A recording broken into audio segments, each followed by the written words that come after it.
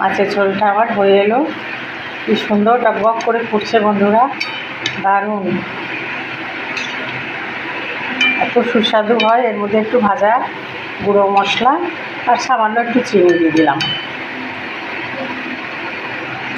কাতলা মাছ আনা হয়েছে বন্ধুরা, তো কাতলা মাছ একেবারে টাটকা।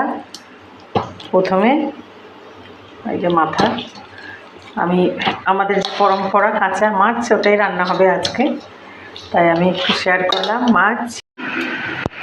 মাছের ঝোল করছে বন্ধুরা, দারুণ। এই মাছের ঝোলটা খুব সুন্দর খেতে বন্ধুরা।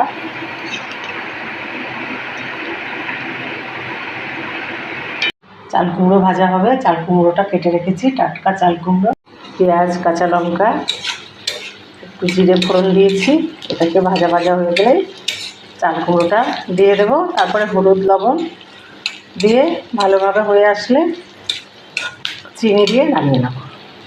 চাল কুমড়ো ভাজা, এর উপরে একটু ভাজা